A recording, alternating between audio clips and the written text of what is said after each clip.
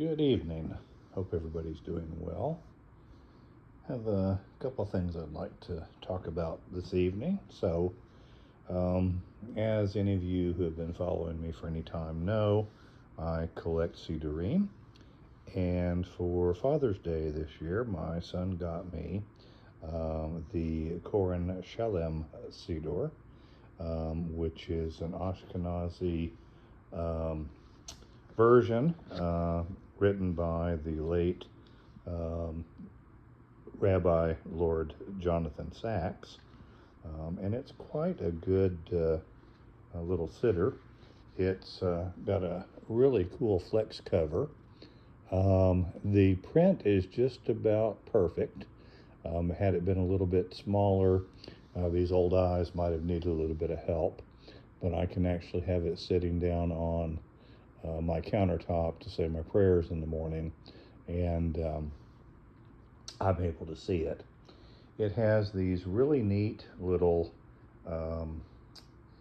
tabs on the side which take you to a particular thing in either the morning service, the afternoon service, the evening service, and also special services such as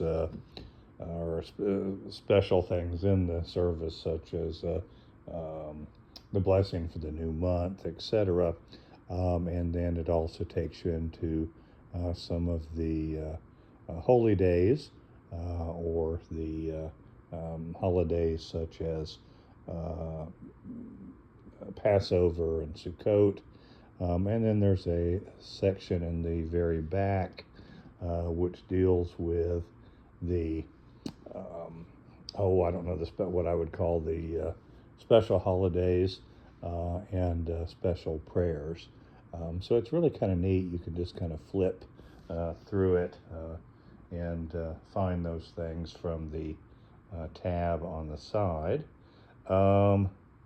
It also, the Megillah, or the readings for some of the holidays, are actually in here in the back translated, which is really, really nice.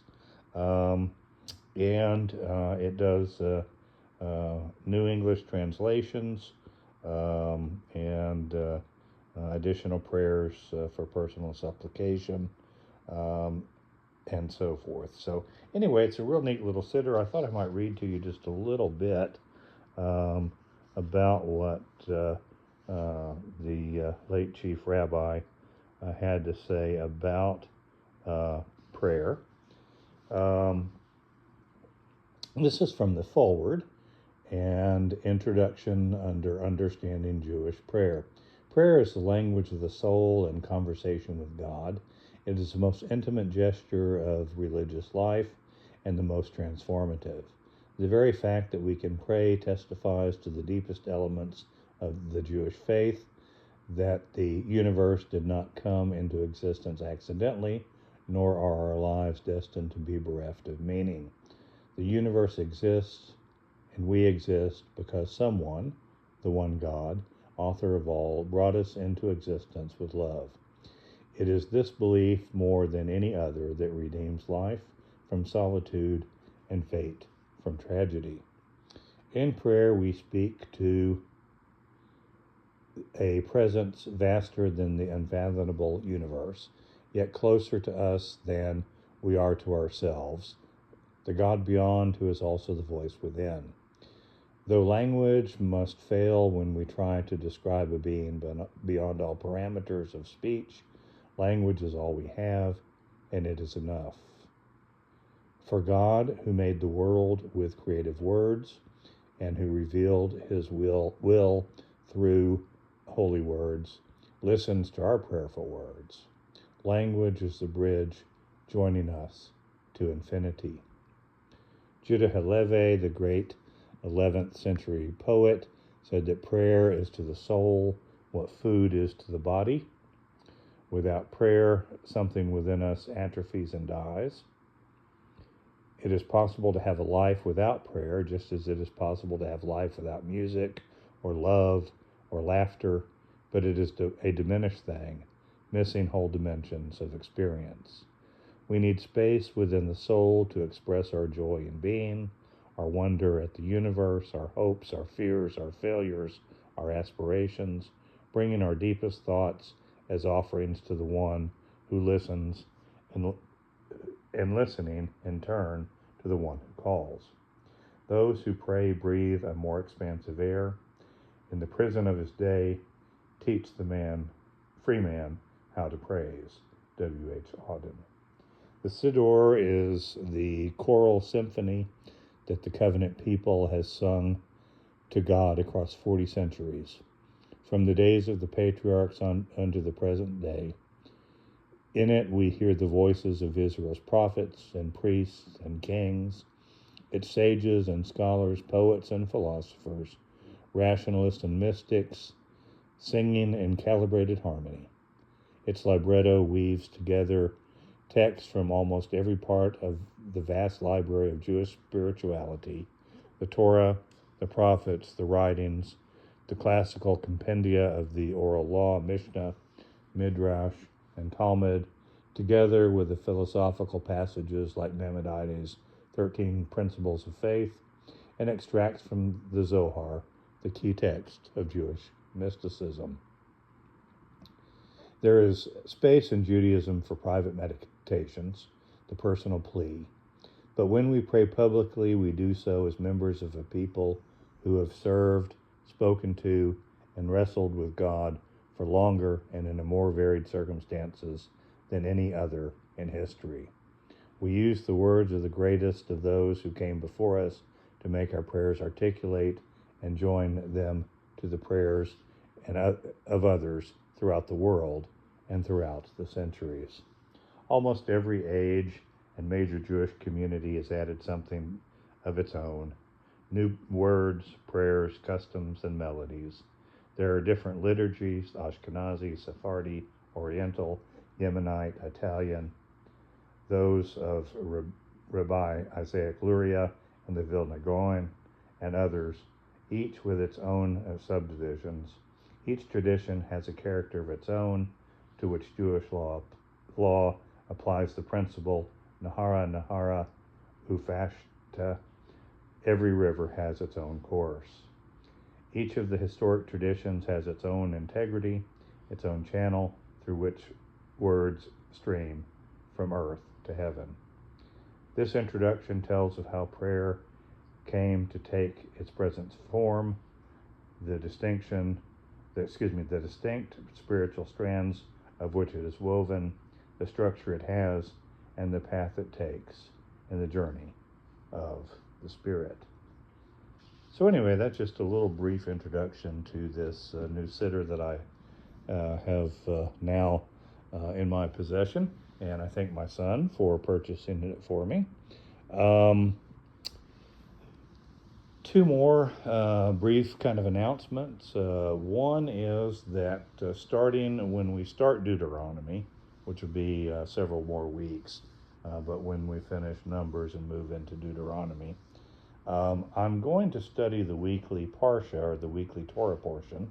You know, we study 52 plus weeks, or 52 Parshiot, plus or minus, in the 52 weeks of the year. And in that we also include the holidays, etc. But I'm going to continue to do the weekly Parsha and study it through Deuteronomy. And then when I start Deuteronomy, though, I'm also going to start a new, new perspective, a new book. I'll probably write this as a book eventually. But looking at Deuteronomy as a standalone, there's some text in some of the prophets that talk about them finding the book, and then asking one of the prophetesses at the time, and she blessed it and said that it was indeed from Moses, so to speak. So I'm going to be, Deuteronomy, in Hebrew, its name really means second telling, or perhaps second Torah. And so I'm going to be looking at it from a strictly standalone way of looking at it. I'll be looking at the different laws contained in each chapter. I'll be looking at the scribal documentation and so forth of each parsha, and just kind of looking at the commentaries and so forth of each one, as well as perhaps, I don't know if fixating is the right word, but looking at a particular word in Hebrew, which kind of catches my attention each week in that parsha, to kind of expand on and so forth. So looking forward to starting that. That will start in several weeks when we move from Numbers into Deuteronomy. And then my last, and I'll probably share some of those with y'all. I guess that's where I was going with that. I'll probably share a couple of those with y'all, and hope that you will enjoy them as much as I enjoy doing them. Finally, I have an exciting announcement, and that is I have been accepted to Rabbinical School. It is something I've looked at for a number of years, and I don't necessarily see myself as a rabbi of a particular shul, and all that type of stuff, but I do think the learning in and of itself will be good, and so forth. So I hope you're excited for me. It's a 2-year program.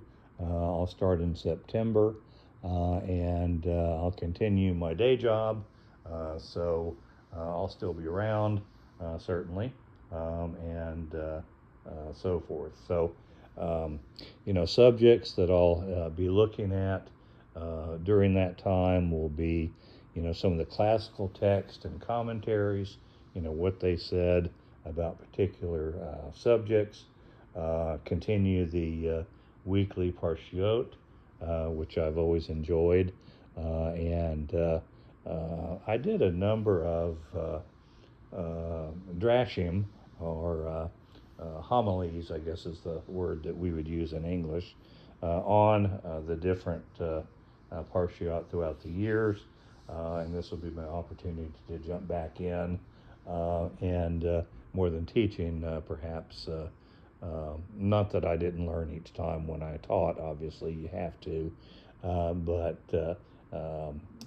learning even more deeply into that parsha and its meaning.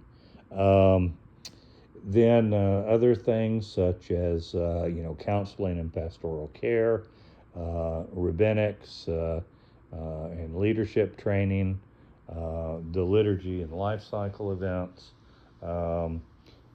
theological and philosophical perspectives, just a whole number of things throughout the 2 years. So I do plan to get on from time to time, so you're not shedding me yet, but hope you'll keep me in your thoughts and prayers as I go through this learning process, and just pray that I get the most of it out of it that I can, and I promise you won't have to call me Rabbi afterwards. All right, so anyway, that's my evening. Hope everybody's having a great day. It has been severely hot. Please think of those who are outside, and those who are outside, please come into the shade. If you can, come into the house and get under the fan or under the air conditioner periodically. Stay hydrated, and try to rest when you can, and certainly don't be out in that sun constantly if you can help it.